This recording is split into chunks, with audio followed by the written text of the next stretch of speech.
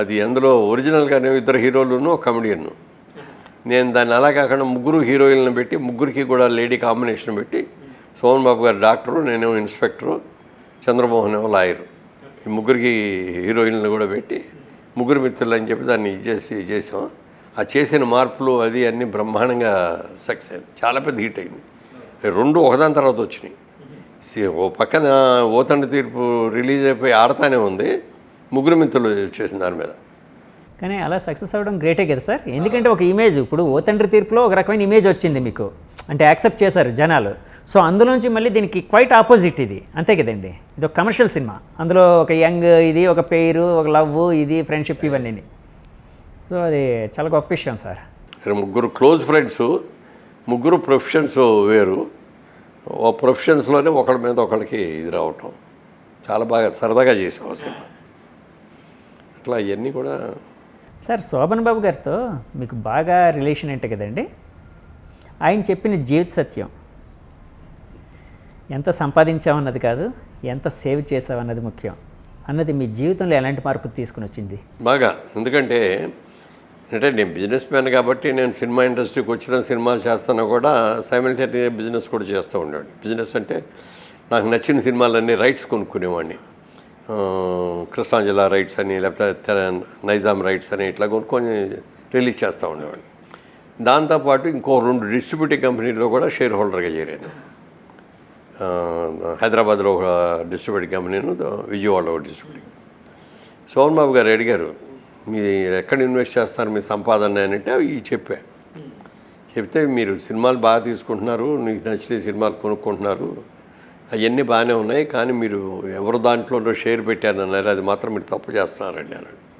అవి లేదండి, వాళ్ళు చాలా మంచి వాళ్ళు, చాలా బాగా చేస్తున్నారండి అని. నా ఎక్స్పీరియన్స్తో నేను చెప్తున్నా, మీ ఇష్టం అన్నాడు.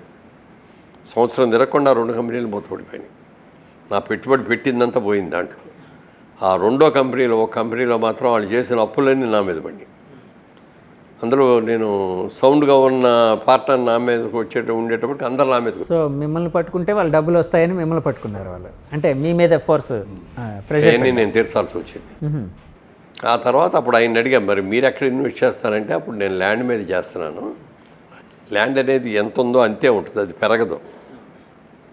కానీ జనాభా విపరీతంగా పెరిగిపోతున్నారు. రాబోయే రోజుల్లో ఈ పెరిగిపోయిన జనాభాకి ల్యాండ్ అదే ఉంటుంది కాబట్టి ల్యాండ్ కాస్ట్ బాగా పెరిగిపోతూ ఉంటుంది. అందుకని నేను ల్యాండ్ మీదే ఇన్వెస్ట్ చేస్తానని చెప్పాడు. అది నాకు బాగా నచ్చి అప్పటి నుంచి మెడ్రాస్లో ఉండగా ఏ స్థలాలు కొనుక్కొని, అవి కొనుక్కొని, తర్వాత ఇక్కడికి వచ్చిన తర్వాత బిజినెస్ మొదలెడదాం అనుకున్నప్పుడు ఆ రియల్ ఎస్టేట్ బిజినెస్లోకి దిగి అట్లా ఇన్స్పిరేషన్, అది ఆయన ఇచ్చిన ఇన్స్పిరేషన్. యాక్చువల్ శోభన్ బాబు గారు చెప్పిన మాటలు ఏవైతే ఉన్నాయో రియల్ ఎస్టేట్ సంస్థల్లో ప్రతి దాంట్లో మోటివేషనల్గా చెప్తూ ఉంటారండి. నేను చాలా దాంట్లో చెప్పాను. నాకు ఆశ్చర్యం ఏంటంటే అనేక సందర్భాల్లో ఇట్లా మన ఇండస్ట్రీ వాళ్ళు కానీ బయట వాళ్ళు కానీ, సార్ మీ ఇంటర్వ్యూ చూసామండి, అది మాకు బాగా నచ్చింది, నేను కూడా ఇన్వెస్ట్ చేశానండి, నేను కూడా అక్కడ ఒక 1000 గజాలు కొనుక్కున్నానండి, కొన్నప్పుడు ఈ రేట్లు ఉన్నది, ఇప్పుడు 4 రెట్లు పెరిగిందండి అని వాళ్ళు వచ్చి చెప్తా అంటే ఎంత ఆనందం కలుగుద్దు నాకు. అంటే ఆస్తి కొనడానికి, వాళ్ళ ఆస్తి సంపాదించుకోవడానికి మీరు ఒక కారణం అయ్యారు కదండి పరోక్షంగా. అది చాలా గొప్ప విషయం కదా సార్. అంటే రియల్ ఎస్టేట్ మోటివేషన్ ఇదే కదా సార్. యాక్చువల్గా మార్కెటింగ్ పీపుల్ని మోటివేట్ చేసేది ఈ మాటలే సార్. అలాగే ఇప్పుడు శోభన్ బాబు గారు ద్వారా మీరు ఇన్స్పైర్ అయ్యారు, ఒక మురళీమోహన్ గారు ఇన్స్పైర్ అయ్యారు. మురళీమోహన్ గారి ద్వారా ఎవరు ఇన్స్పైర్ అయ్యారు మన సినిమా వాళ్ళు? సినిమా వాళ్ళు మీకు చెబితే నమ్మరు మీరు. ప్రొడ్యూసర్స్లో కానీ, డైరెక్టర్స్లో కానీ, ముఖ్యంగా హీరోస్లో ప్రతి వాళ్ళు కూడా వాళ్ళు బ్రహ్మాండమైన ల్యాండ్ బ్యాంక్ ఉంది అందరి దగ్గర. చాలామంది కొన్నారు, చాలామంది చిరంజీవి గారు కొన్నారు, మరి రామ్ చరణ్ కొన్నాడు, అల్లు అర్జున్ కొన్నాడు, మహేష్ బాబు కొన్నాడు, అందరూ ఎన్టీఆర్ కొన్నాడు. వీళ్ళందరూ కూడా ల్యాండ్ కొన్నారు. వీళ్ళందరూ ఇన్వెస్ట్మెంట్స్ ల్యాండ్ మీద చాలా పెట్టారు, చాలా తెలివిగా పెట్టారు. అన్నీ కూడా విపరీతంగా పెరిగినాయి. అందరూ కూడా దే ఆర్ వెరీ హ్యాపీ. నేను అడిగేది ఏంటంటే సార్, ఇప్పుడు ఆయన మీకు ప్రత్యక్షంగా శోభన్ బాబు గారు చెప్పడం వల్ల మీరు ఇన్స్పైర్ అయ్యి మీ ఇన్వెస్ట్మెంట్ అనేది ఒక తెలివిగా ఒక మంచి దాని మీద పెట్టుకున్నారు, దానికి తగ్గ ఆస్తి సంపాదించుకున్నారు, అంటే ఒక న్యాయం చేసుకున్నారు మీరు సంపాదించుకున్న దానికి. అట్లాగా మీరు చెప్పిన మాటల వల్ల ఇన్స్పైర్ అయ్యి అంటే సినిమా ఫలానా వాళ్ళని కాదు కానండి, చాలామంది విడిగా బయట నా ఇంటర్వ్యూలో చూసి ఇన్స్పైర్ అయ్యి కొట్టుకున్నాడు చాలామంది. అది ఇందాకలే చెప్పారు కదండి, ఎవరో చాలామంది చెప్తూ ఉంటారు ఇట్లా అని.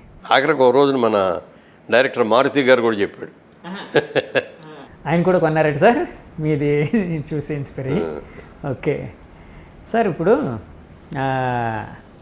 శోభన్ బాబు గారి కాంబినేషన్లో తర్వాత మీరు ఎన్ని సినిమాలు చేశారు సార్? 15 సినిమాలు చేస్తుంటారు. శోభన్ బాబు గారికి ఒక లేడీస్ ఫ్యాన్ ఫాలోయింగ్ బాగుండేది, ఒక ఫ్యామిలీ హీరో అని ఉండేది. ఆ తర్వాత ఆ ఇమేజ్ మళ్ళీ మీకే కదండి? అవును. ఓకే, ఆ ఇమేజ్లోని మీరు ఎన్ని సినిమాలు చేశారు సార్? నేను చేసిన సబ్జెక్ట్స్లో మోస్ట్ ఆఫ్ ది ఫిల్మ్స్ అయ్యానండి. ఎక్కువ కమర్షియల్ సినిమాలుగా చెప్పాలని చాలా తక్కువే, ఎక్కువ ఫ్యామిలీ ఓరియంటెడ్ సబ్జెక్ట్స్. సార్, ఇలాగే రియల్ ఎస్టేట్ విషయానికి వస్తే మీరు జయబీరి సంస్థ పెట్టి ఒక అద్భుతమైన అంటే ఒక సామ్రాజ్యాన్ని సంపాదించారు. ఎట్ ద సేమ్ టైం చాలామందికి ఉపాధి కల్పించారు. ఎందుకంటే మీ సంస్థ ద్వారా ఎంతోమంది పనిచేసేవాళ్ళు, కొనుక్కునేవాళ్ళు, ఇలా రకరకాలుగా చాలామంది బాగుపడ్డారు.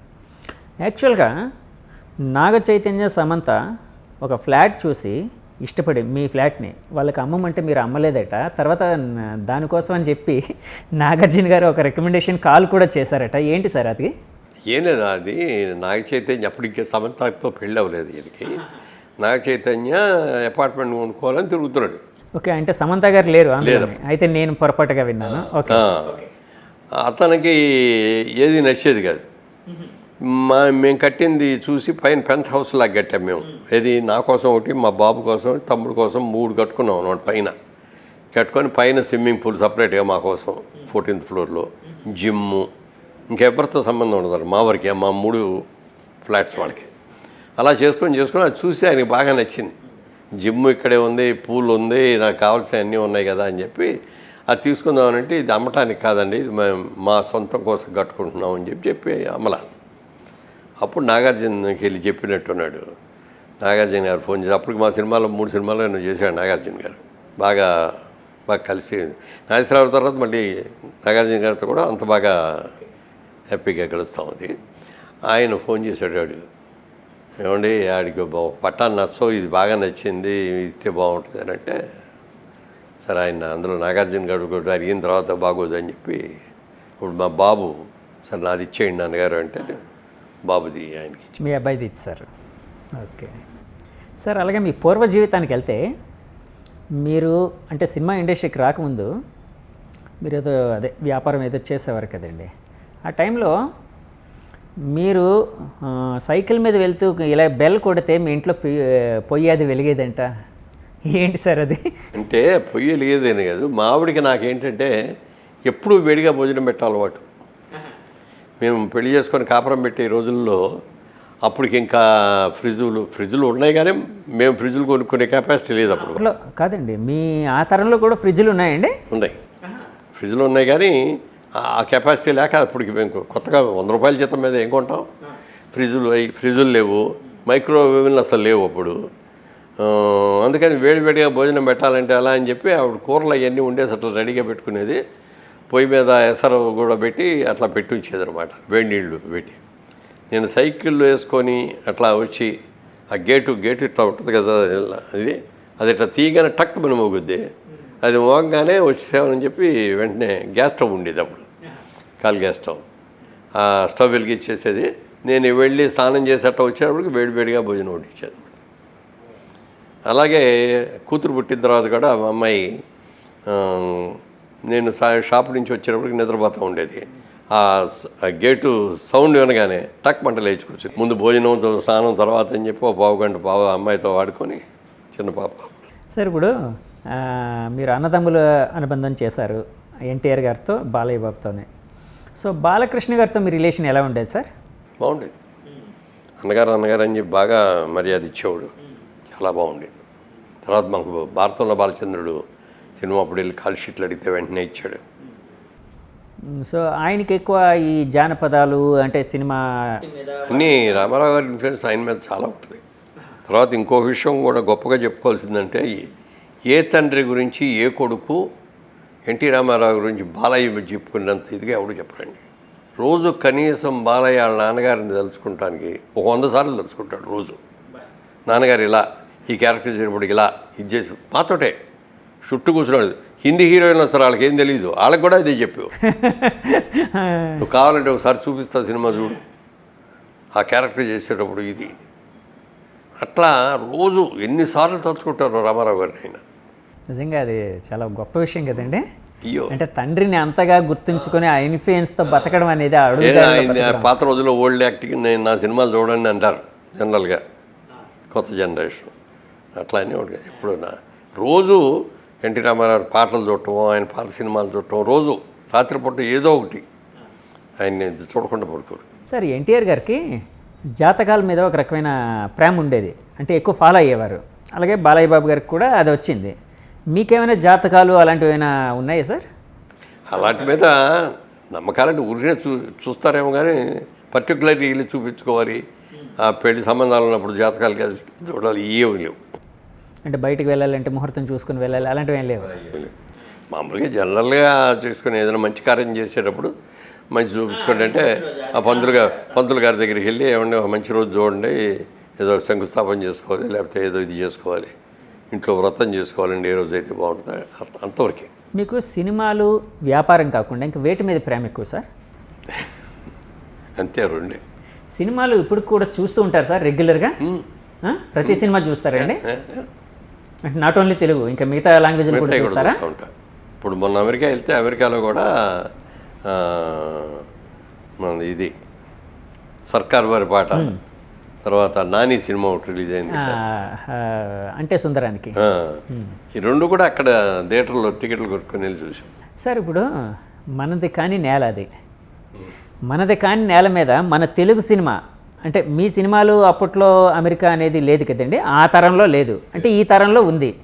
సో మన వాళ్ళ సినిమా, మనకు తెలిసిన వాళ్ళు, మన యంగర్ జనరేషన్ సినిమా చూస్తూ అక్కడ విజిల్స్ వాళ్ళు వేస్తూ ఉంటే మీకు ఎలాంటి ఫీలింగ్ కలుగుతుందండి? అసలు వాళ్ళు ఎంత ఫ్యాన్స్, అసలు బ్రహ్మాండమైన ఫ్యాన్స్. అసలు వాళ్ళు విజిల్స్ వేయటం, చప్పట్లు కొట్టడం, పేపర్లు చింపి ఎగరేయటం. మన సి క్లాస్ సెంటర్లో ఎలాగైతే ఉంటారో ఆ విధంగా ఉంటారటండి. తర్వాత టికెట్లు ఫుల్ అయిపోయింది ఇవ్వండి అంటే మేము నేల మీద కూర్చొని చూస్తామండి, నేల మీద కూర్చొని చూస్తాం. అంటే వాళ్ళకి వీకెండ్సే కుదురుద్ది, వాళ్ళకి మిగిలిన వీక్ డేస్లో రాలేరు వాళ్ళు. అందుకని ఆ వీకెండ్లో టికెట్లు దొరకకపోతే నేల మీద కూర్చొని చూస్తారు, లేకపోతే నిలబడి చూస్తామండి అని కూడా చూస్తారు. అభిమానం వేరే ఉంటుంది, బాగా వీరాభిమానులు. అక్కడ ఎంత ప్రేమ చూపిస్తారు. మేమందరం ఇక్కడి నుంచి ఆర్టిస్టులు గ్రూప్గా వెళ్ళి ప్రోగ్రామ్స్ అవి చేస్తే వెళ్ళేవారు కదండి. వాటికి వెళ్తే వాళ్ళందరూ అసలు గుండెల్లో పెట్టుకొని చూసేవారు మమ్మల్ని, వాళ్ళ ఇళ్లలో పెట్టుకొని చక్కగా సకల మర్యాదలు చేస్తూ మమ్మల్ని చాలా చాలా ప్రేమగా. సార్ మీ సినీ జీవితంలో మీకు లభించిన అత్యంత గొప్ప కాంప్లిమెంట్ అని భావించే విషయం ఏదైనా ఉందా అండి? అట్లా అంత మర్చిపోలేనంత కామెంట్స్ లేవు, కానీ ఎక్కడికి వెళ్ళినా ఇదిగో మీ సినిమా క్యారెక్టర్ బాగుందండి, బాగా చేశారండి, మీలాంటి అన్నయ్య ఉంటే బాగుంటుందండి, మీలాంటి నాన్న ఉంటే బాగుంటుందండి, మీలాంటి భర్త ఉంటే బాగుంటుందండి, ఇలా వచ్చే కామెంట్స్. సార్ మీ చిరు మందహాసం రహస్యం ఏంటి సార్? ఎప్పుడు నవ్వుతూ ఉంటారు? అది కూడా ఆనందం. అది ఎందుకంటే ఎప్పుడు ఆనందంగా నవ్వుతూ ఉండేవాడికి ఆరోగ్యం ఎక్కువ ఉంటుంది, ఆ బ్రైట్నెస్ ఫేస్లో వెలుగుతూ ఉంటుంది. అలాగా ఎప్పుడు మొహం చెట్లాడుతూ పెట్టుకున్నాం అనుకోండి, అవన్నీ మన మొహంలోనే కనపడతాయి. అలాగే మీ పర్సనల్ లైఫ్కి వస్తే మీది ప్రేమ వివాహం సార్, పెద్దలు కుదిర్చిన వివాహం? పెద్దలు కుదిర్చిన. మీ సక్సెస్లో, మీ సినీ జీవితం కావచ్చు, వ్యాపార జీవితం కావచ్చు, మీ జీవితంలో సక్సెస్లో మీ శ్రీమతి గారి పాత్రని ఏ విధంగా నిర్వచిస్తారు మీరు? ఆవిడ, నేను అదే కిసాన్ రేజింగ్ కంపెనీలో 15 పైసలు వాటా, నెలకు 100 జీతంతో స్టార్ట్ అయిన ఆ కంపెనీలో నేను 50% షేర్ హోల్డర్ని అయ్యాను 4 ఏళ్ళ తర్వాత. అది ఎలా అయ్యాను అంటే దానికి కారణం మా ఆవిడ. అంటే మా చిన్నాన్నగారు ఒక ఆయన, నేను వెళ్ళిపోతున్నాను, నా షేర్ ఇచ్చేస్తాను, నువ్వు తీసుకో అంటే, నా దగ్గర డబ్బులు లేవండి, నాకు వద్దండి అన్న. మరి అయితే ఎవరో బయట వాళ్ళు అడుగుతున్నారు, ఇచ్చేస్తాను అన్నాడు, ఇచ్చేయండి అన్న. ఇంటికి వచ్చిన తర్వాత అదే ఆలోచిస్తూ కూర్చున్నా. మా ఆవిడ ఏంటండి అంత ఆలోచిస్తారు ఎందానిచ్చి అంటే, ఇట్లా ఆఫర్ ఇచ్చారు, మరి మన దగ్గర డబ్బులు లేవు కదా, మనం అట్లా కొనుక్కుంటాడు. కొనుక్కోవచ్చు కదా మనం, నేను డబ్బులు అయ్యాను. నాకు మా అమ్మ నాన్న నాకు 5 ఎకరాల పొలం ఇచ్చారు, అది అమ్మేద్దామని. ఆడపిల్లలు ఆస్తి అమ్ముకొని వ్యాపారం చేయటం అనేది నేను అగేనెస్ట్, ఎట్టి పరిస్థితుల్లో నేను ఒప్పుకున్నాను. కాదండి అని చెప్పి నన్ను కన్విన్స్ చేసి వాళ్ళ పేరెంట్స్ చెప్పి ఆ ల్యాండ్ అమ్మ డబ్బు తీసుకొచ్చి ఇస్తే ఆ డబ్బుతో 50% షేర్ హోల్డర్ అయ్యాను. ఇయర్ బై ఇయర్ బాగా రైజ్ అయింది బిజినెస్. యాక్చువల్గా సినిమాల్లో ఆఫర్ వచ్చేనాటికి ఆ బిజినెస్ మంచి రైజ్లో ఉంది. ఏంటి మరి ఇదే అదే అని రకరకాల ఆలోచిస్తే అప్పుడు మా ఆవిడ కూడా అంది, మీరు ట్రై చేయకుండా వచ్చింది, మరి ఎందుకు వచ్చిందో తెలియదు, ఓ ట్రై చేయండి, నష్టం ఉంది, సినిమా షూటింగ్ అవగానే మళ్ళీ వచ్చేయండి విజయవాడ, మెడ్రాస్లో మాత్రం ఉండొద్దు. ఓకే, మెడ్రాస్లో ఉండకుండా అప్ అండ్ డౌన్ చేసేవారండి, షూటింగ్ అవగానే వెళ్ళిపోయేవారు ఊరు. వెళ్ళిపోయి బెజవాడ బిజినెస్ కదా మనకి, అందుకని అవి చూసుకుంటూ ఉండేవాళ్ళు. మళ్ళీ ఇక్కడ షూటింగ్ అనేది ఏదైనా ఫోన్ వస్తే మళ్ళీ. సార్ మీరు పుట్టింది ఏలూరు, పెరిగింది ఏలూరు కదండి, బెజవాడలో ఎందుకంటే పెట్టారు? అంటే వ్యాపారం అక్కడ ఉందండి? వ్యాపారం అక్కడ అంటే ఏలూరులో ఒరిజినల్గా మా చిన్నాన్న గారిది అది వ్యాపారం, ఏలూరులో ఉంది. కిసానాంజలి కంపెనీ హెడ్ ఆఫీస్ ఏలూరి, విజయవాడ సెంటర్ కదా మార్కెట్, అక్కడ బ్రాంచ్ పెడదామని పెట్టి అప్పుడు ఆ బ్రాంచ్లో నన్ను అడిగారు అనమాట. సార్ యాక్చువల్గా అప్పట్లోని విజయవాడ సినిమా పరంగా సినిమా రిలీజ్ టాక్ నిజంగా తెలుసుకోవాలంటే విజయవాడలో తెలుసుకోవాలి అనేవారు. సినిమా రాజధాని అది. మార్నింగ్ అప్పుడు సినిమా టాక్ ఎలా ఉంది అనేది 12 అయ్యేటప్పటికి అందరూ ఫోన్లు కొడతా ఉండేవాళ్ళు. విజయవాడకి ఫోన్ చేసి ఏమయ్యా టాక్ ఎలా ఉంది, కలెక్షన్ ఎలా ఉంది, ఓపెనింగ్స్ ఎలా వచ్చినాయి, ఫస్ట్ హాఫ్ బాగుందంటున్నారా, సెకండ్ హాఫ్ బాగుందంటున్నారా, ఇవన్నీ అడిగేవారు. సినిమా టాక్ అని డాగా అని ఒక ఆయన ఉండేవాడు, నెల్లూరు ఆయన కార్డులు రాసేసి పడేసేవాడు. సినిమా బాగుంది, సినిమా బాగోలేదు, అది డబ్బులు ఇచ్చినాడు ఉంటేనే సినిమా బాగుందని రాసేవాడు, డబ్బులు ఇవ్వకపోతేనేమో సినిమా ఫ్లాప్ బాగాలేదు అని. ఒకసారి ఇట్లాగే అందరికీ కార్డులు వచ్చేసి, కానీ అనుకోకుండా ఆ సినిమా కార్డులు ఎవరికి వచ్చేవండి? డిస్ట్రిబ్యూటర్ అందరూ ఇండస్ట్రీలో అందరికి పంపించేవాడు. ఇండస్ట్రీలో అందరికి పంపించేవాడు. పోస్ట్ కార్డు మీద రాసేసి ఈ cinema talk super hit, super flop, 3 వారాల కంటే ఎక్కువ ఆడదు, అట్లా రాసి పంపించాడు. ఒకసారి ఇట్లాగే సూపర్ ఫ్లాప్ అని రాసి పంపించాడు. ఆ సినిమా రిలీజ్ అవ్వాలి, అసలు రిలీజ్ అవ్వకముందే రాసేసి పోస్ట్ చేస్తాడు. కాదండి, సినిమా వాళ్ళు ఏమనుకున్నారండి ఆయన కోసం? అదిగో ట్యాగ్ వచ్చిందా మీ ఆఫీస్కి వచ్చి వారిందా ట్యాగ్ అనేవారు. పాపం ఎక్కువ కూడా ఆశించేవాడు కాదు, చమత్కారం చేసేవారండి. అలాగా చేసేవాడు. ఇదండి మ్యాగజైన్ అండి, ఇదండి నేను సినిమా రిపోర్ట్లు అన్నీ ఎప్పటికప్పుడు పంపిస్తానని మీకు అని చెప్పి 100-500 పుచ్చితే అది పుచ్చుకొని హ్యాపీగా వెళ్ళిపోయావు. అంతకంటే ఎక్కువ ఆశించేవాడు కాదు. ఎప్పుడైనా కలిసారు సార్ ఆయన మిమ్మల్ని? అతను మిమ్మల్ని వచ్చి కలిసారండి? చాలాసార్లు. సో విజయవాడ అనేది సినిమా రాజధాని. ఎందుకు సార్ సినిమా అంటే టాక్ విషయానికి వచ్చినప్పుడు విజయవాడలో ప్రాపర్గా తెలుసుకుంటే, అంటే అక్కడ టాక్ ఏదైతే ఉందో అదే జరుగుతుంది కదా, అంటే రకరకాల మనుషులు ఉంటారనండి. అలానే కాదు, అసలు డిస్ట్రిబ్యూటింగ్ కంపెనీలన్నీ అక్కడే. ఓకే, అన్ని సినిమాలకి డిస్ట్రిబ్యూటింగ్ కంపెనీ హైదరాబాద్, అదే విజయవాడ నెంబర్ ఆఫ్ థియేటర్స్ ఎక్కువ. ఒక సినిమా రిలీజ్ అయిందంటే మన సొంత డిస్ట్రిబ్యూటర్ కాకుండా అదర్ డిస్ట్రిబ్యూటర్స్ కూడా దాని మీద మనుషులను పంపించి పొద్దున్నే టాక్ ఏంటో తెలుసుకొని ఆ టాక్ ఫోన్లు చేసి చెప్పేవారు అన్నమాట వాళ్ళ కంపెనీలకి. అట్లా ఫస్ట్ డే టాక్ తెలియాలంటే విజయవాడ అని అనుకునేవారు. అలాగే విజయవాడలో నుంచి అంటే మీ సినిమాల్లో దేనికి అద్భుతమైన మంచి రెస్పాన్స్ వచ్చిందండి? ఇలాగా అంటే టాక్ పరంగా ఇది చాలా గొప్ప సినిమా, కమర్షియల్గా సూపర్ సక్సెస్ అవుతుంది అని అనిపించింది. చాలా సినిమా సక్సెస్ అయిన సినిమాల కంటే అలాగే వచ్చింది టాకు. ఒక సినిమాకి మాత్రం సూపర్ ఫ్లాక్, అది అప్పుడు చెప్పిన ఇద్దరే కాకుండా ముద్దబంతి పువ్వు అని దాసరి గారి డైరెక్షన్లో చేసాం. నేను, జయచిత్ర, సత్యనారాయణ గారు, ఇంకెవరెవరు చేసాం. ఆ సినిమా చాలా హై ఎక్స్పెక్టేషన్తో వెళ్ళాం రిలీజ్ రోజు. రావయ్య రేపు పొద్దున్న నుంచి ఈ సినిమా రిలీజ్ అవ్వగానే నువ్వు ఎక్కడికో వెళ్ళిపోతావు, మళ్ళీ నాగేశ్వరరావు గారు లాగా చేశాడని అంటారు, అది అని. అక్కడికి వెళ్ళి సినిమా చూస్తే థియేటర్లో హూట్ చేశారు ఆ తాగుడు సీన్లు రాగానే. అసలు వణుకు పుట్టేసి నాకు, వెళ్ళిపోదామండి గురువుగారు అన్న. వద్దొద్దు, ఏం పర్వాలేదు నేను కూర్చోబెట్టాడు. సినిమా ఫ్లాప్ అయింది. కాకపోతే దానికి కారణం ఏంటంటే సినిమాలో సరిగ్గా చేయకపోవటం, సినిమా బాగోపోవటం కాదండి. నాగేశ్వరరావు గారు గుండె ఆపరేషన్ చేయించుకోవడం కోసం అమెరికా వెళ్ళినప్పుడు కృష్ణ గారు ఇక్కడ జగమేమాయ సినిమా దేవదాస్, ఆ దేవదాసిని తీశాడు. అందరూ కూడా కృష్ణ గారికి ఎంత ధైర్యం అయ్యా, నాగేశ్వరరావు గారు చేసి సూపర్ హిట్ అయిన సినిమా చేస్తాడా అని అందరూ అన్నారు. అలాగే నాగేశ్వరరావు గారికి కూడా అదే ఫీలింగ్ వచ్చి ఉంటుంది. ఇక ఫ్యాన్స్ అయితే వాళ్ళు కొట్టుకునే లెవెల్కి వెళ్ళిపోయారు. సినిమా రిలీజ్ అయిపోయింది. సినిమా బాగా తీశారు డెఫినెట్గా, కానీ నాగేశ్వరరావుతో పోలిస్తే దానికి దీనికి దగ్గర అంత ఉండదు. కానీ టెక్నికల్గా బాగా తీశారు, బాగా చేశారు, మంచి పాటలు అన్నీ బాగానే ఉన్నాయి. కానీ ఆ తాగుడు సీన్స్ దగ్గరికి వచ్చేప్పటికి నాగేశ్వరరావు ఫ్యాన్స్ అంతా హూట్ చేసేవారు.